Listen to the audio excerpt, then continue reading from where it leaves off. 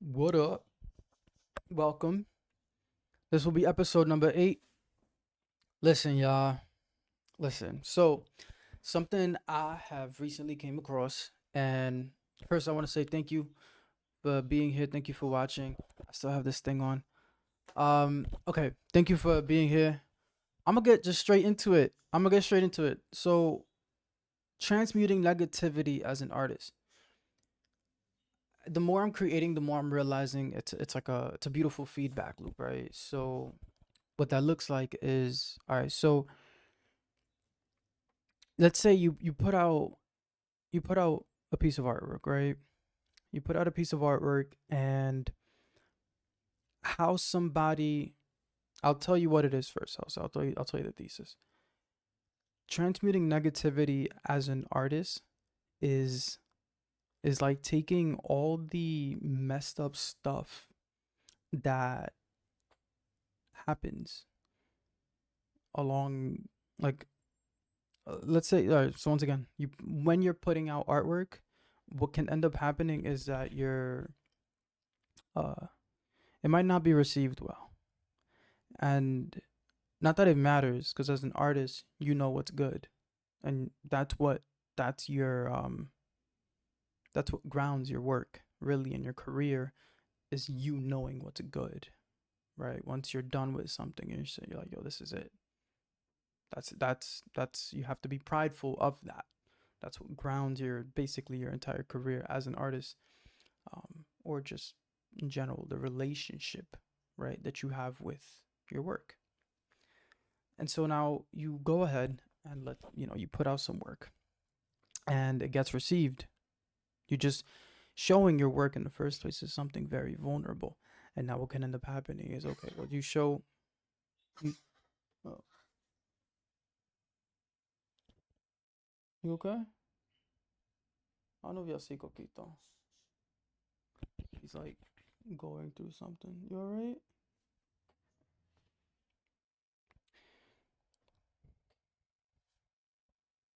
What you gotta tell him?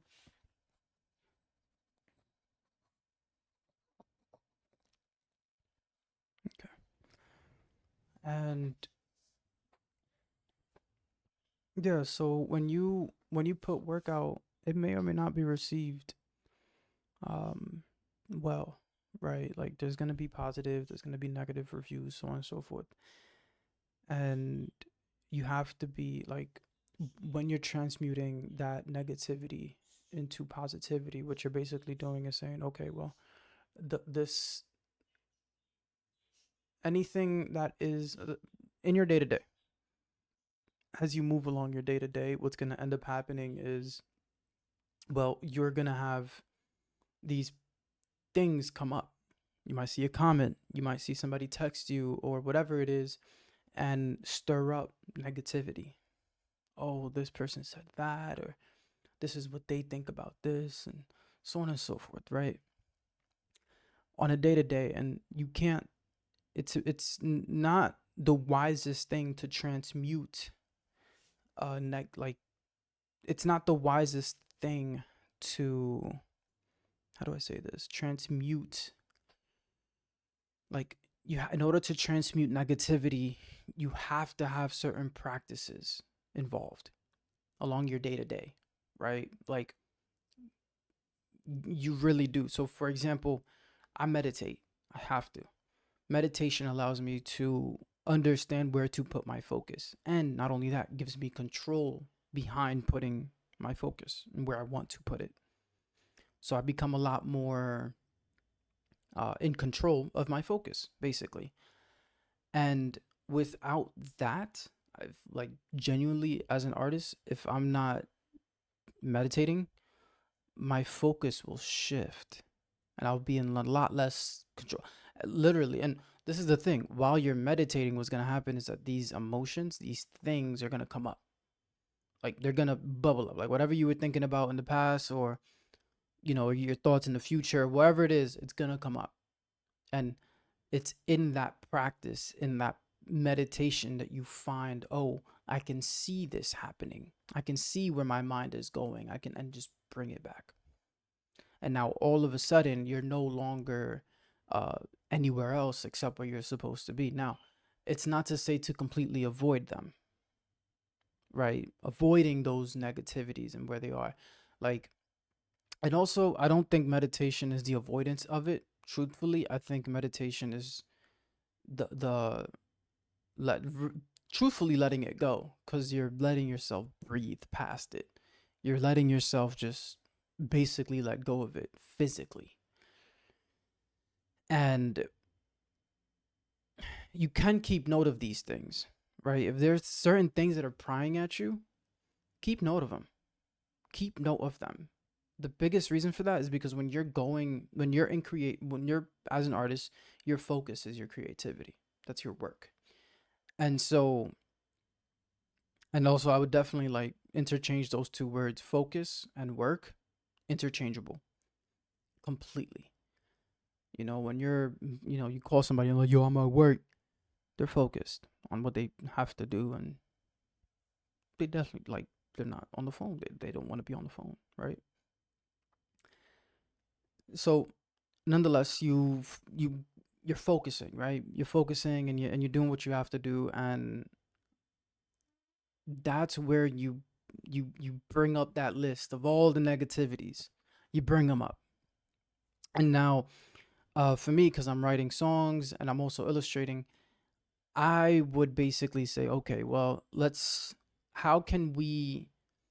And I do believe personally in the healing factor. I mean, this entire channel is based on that, but art is a very healing thing. And so when you lean into that healing, that is creativity, what now you're basically doing is saying, all right, well, we have these negative things in our life. And it's not like you were focusing on it outside of it because, well, you were meditating, you were exercising, you were feeding yourself. What else? There's a countless other things that you could do besides focusing on that negativity that is actually going on. You take note of those things, you put them in a list. So when it's time to focus on your creativity, now all of a sudden you have an amazing tool, whether it's a visual or an auditory or whatever it is that you're doing as an artist, you're going to use that to completely eliminate it and obliterate it, right? Now, me, because I'm writing songs, the way I love to write songs a lot of times as comes through as a way for me to it's a relationship that I have with myself. And so the relationship that I have with myself, I take it so seriously because I know how I know all the struggle by which I've gone through. I could feel it. I know all the and this goes back to the create to being prideful of the work that you do. I know, and we know when something is good. We know when a piece of work is actually successful because we can feel it. It's good, right? And and nonetheless, for writing a song, that relationship that I have with myself when I'm writing is uh is the healing part about it. I said fart. Is the healing part about it. So all the negativity that we take from our day, we put it into the creativity. We have that list, and now all of a sudden, because we have that list, we're able to go through it and say, nah, your work is much more valuable than that. It ain't it ain't chopped liver. If they think so, that's crap.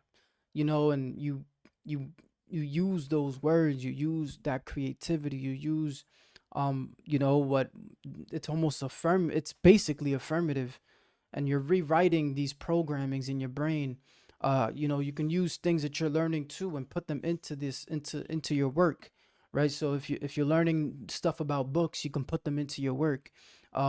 Visual too, for example, um you could visually represent the things that you're feeling, right? If you have that list and you say, hey, I don't want to feel that way, bring some visuals over and say, yo, this is how I would like to feel. Or you can draw something that would help you feel even better towards it. uh there's tons of visual, and that's what I love too, when you communicate yourself, when you can communicate something visually, it allows you to put it together. It allows you to tap into it allows you to tap into that healing factor that you have within yourself when it comes to visual aspects. And so that's just some I really wanted to hop on and talk about that, because as artists we're constantly being told these like, and we're sensitive beings. We get told stuff and we just go ahead and cry. Straight up. We're very intact with our inner child. That's what makes us creative. And so because of that, because we're so intact with our inner child, what can end up happening is, well, if we say something, if somebody says something, it'll hit us wrong. It'll make us feel like, yo, why would they say something like that? And then you'll start to overthink and then identify with what is going on. But that's not the case. You know, you should never identify with what other people say about your work, or with what other people think about your work in the first place. Another thing too is that you have to be the first one to see the value that you're providing. Quite literally ask yourself, how am I providing value? How am I coming, how am I putting this together in a way that actually serves somebody? Especially if you're doing something that's completely unconventional and you can't go to somebody else. Like, you have to be the first one to validate yourself. And it takes a lot of walking, it takes a lot of talking, it takes a lot of rewriting a program that does, like, you have programs inside you that don't serve you, and you have to actively rewrite them every single day. It's a rinse and repeat process. Your mindset and the way that you see things matters a lot. The difference between somebody like the difference between you now and the person that you want to be, the person that you want to be sees things differently, does things differently, believes and reacts to things differently, right? And so and once again, seeing what things that person would do, how would that person walk, how would that person talk, what would they believe, truly, what would they believe, what would they know about themselves, so that you, and then ask yourself these questions, right? One of the biggest questions I love to ask: how am I providing value, right? Truthfully. And you can begin to answer these questions for yourself and be like, yes, this is how I'm providing value, right? There's a ton of like, oh my God, there's so many things here. Like with and, with your clients, what are they? How are they benefiting? And once again, like, you ask yourself these questions, you ask yourself these beautiful questions, and all of a sudden you begin to transform as a human being, because you're no longer thinking from, and this is another thing too. It it puts your focus in the right place. It puts your focus in the right place, because you don't want to have your focus uh you know amongst those distractions. Cool, if they exist, take note. Oh, this is catching my mind, boom, this is catching my mind, boom. You could do a little brain dump, boop boop boop, put it down. Oh, um what's on my brain? Groceries, haircut, what else? And then there's other stuff too that could come up. And you want to have them down. You want to put them somewhere where you can go back to it later and say, hey, this is what was on my brain. This is what was irking me. Now we got time to deal with this. We're going to deal with this now, right? As well as, and it just it helps completely. I think creativity is an incredible tool that we could use to, like, to grow, to strengthen more than anything else as a person. Because when you strengthen yourself, when you strengthen who you are as a human being, what now begins to happen is you begin to attract these things to you.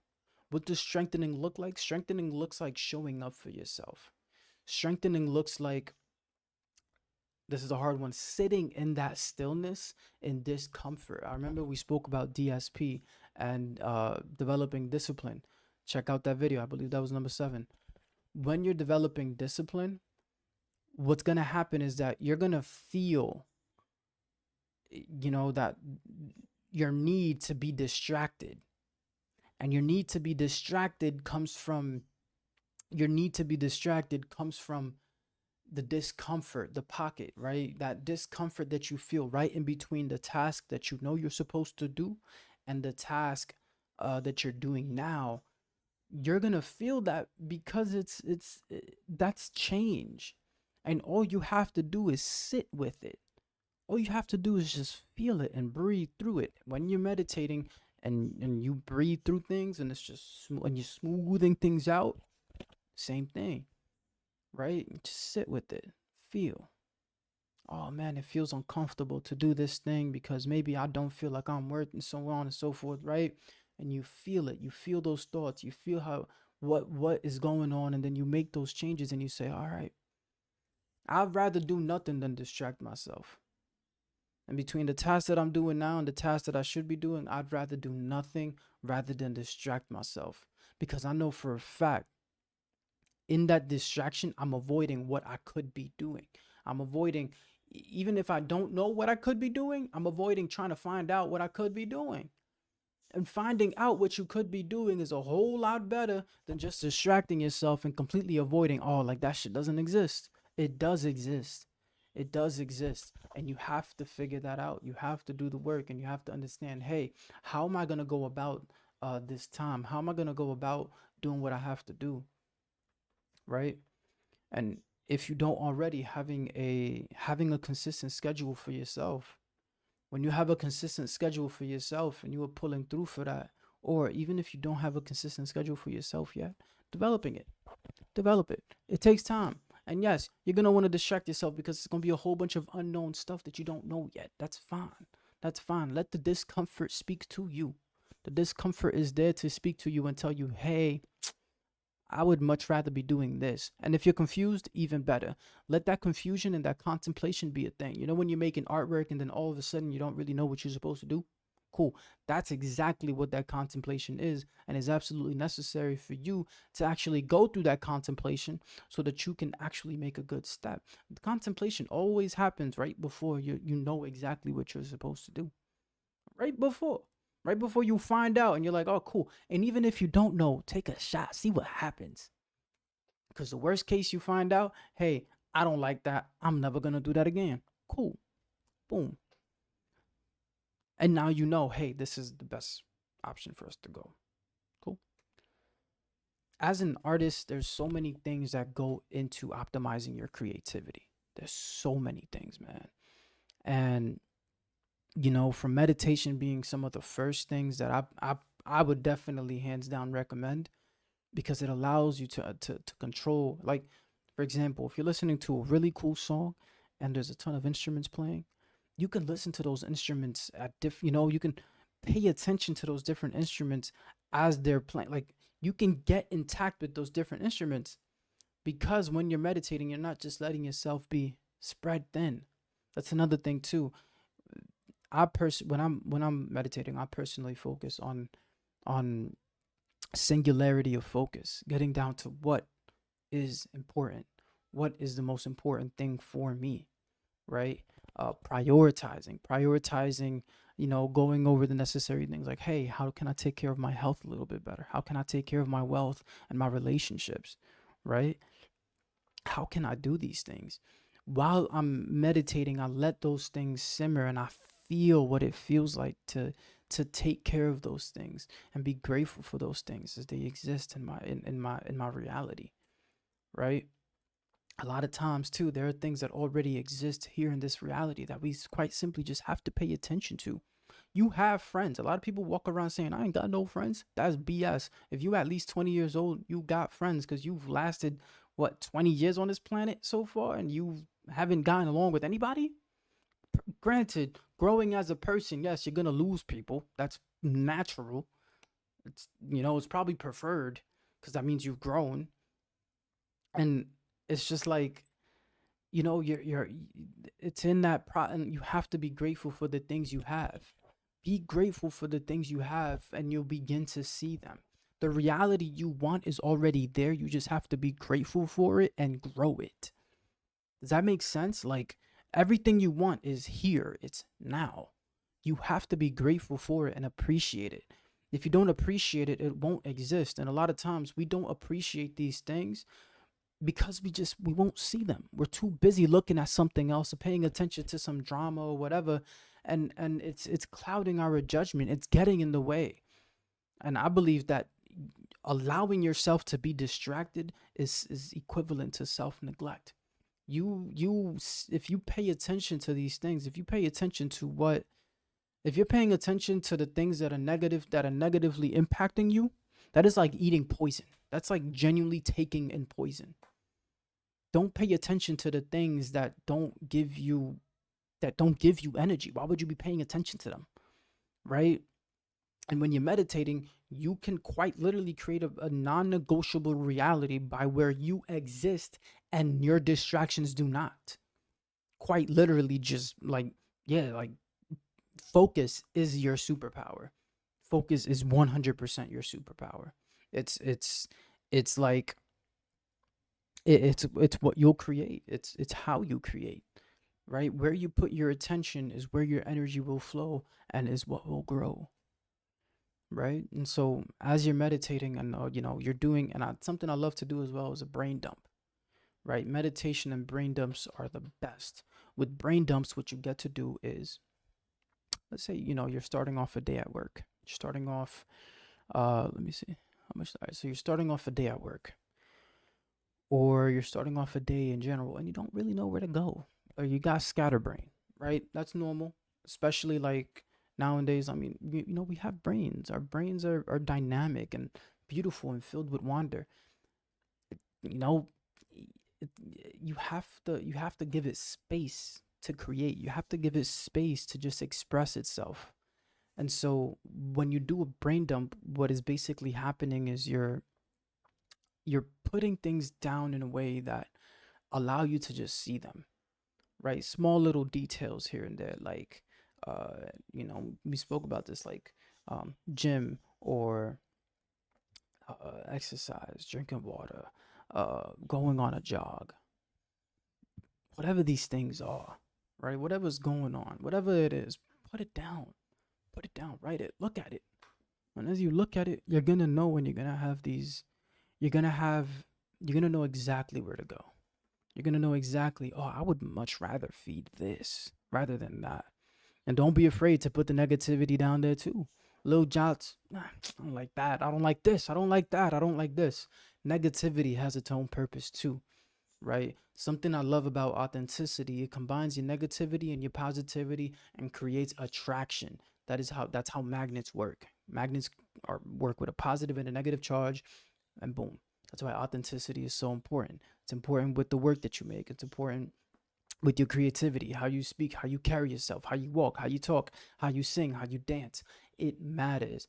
Practicing being authentic is incredibly important because being authentic is a very intuitive thing, right? That's what the crown chakra and the throat chakra. As you begin to use these, they're going to be a lot more smoother. It's going to be a lot more intuitive the way that you work, and you have to practice. The only way to gain intuition and authenticity is by consistent practice. If you haven't practiced, of course it's going to look, it's going to, you have to lubricate it. It's like a muscle, it's like clay, right? If you ever had plastiline clay, probably nobody that's watching this video has ever had plastiline clay. That's fine. Plastiline clay is a clay that does not move. It does move. It's just you have to move it. And the more you move it and the more you play with it, the softer it gets. And the softer and softer the plastiline, the more you move it, the softer it gets. And you get to create really cool sculptures, so on and so forth. And once you're done, you can bake it and it stays solid. Cool. Then nonetheless, what I'm trying to say here is creativity is very much like that. Life is very much like that. You have to add a little bit of momentum into it in order to get yourself there. I call this the dirty 30. The dirty 30 nonetheless is when you're pursuing a creative pursuit, and there's the first 30 seconds or the first 30 days or the first 30 minutes of doing something, you're going to be a little bit junky, right? It's like riding your bike. I don't really know how to ride this thing, so on and so forth. You're still figuring out your balance. That's fine. That's normal and actually wanted. And you're going to come across that a few times because that means that you're actually learning, right? As you begin to learn, and you have to push through that and remain with consistent energy through that as you're as you're figuring it out, as you're unfolding, right? And it's a very important thing. And so if you've gotten this far in the podcast, thank you. I appreciate it. um my goal once again is to continue documenting this journey of mine as I'm developing through creativity. And yeah, I'll be getting better. I'll be getting much better if I'm not already in the process. No pun intended. Yeah. So I'm gonna close it off. Thank you once again for showing up and being here. Thank you once again for sharing, liking. Thank you so much for subscribing and following. Really appreciate each and every single one of you guys that stuck around and watched this video. Leave an emoji. You can leave a paintbrush emoji. And yeah. Link to the latest hoodie will be down below. And comment mentee for access to the creative mentorship. Okay, very much. I love you guys. Have a good one. Peace.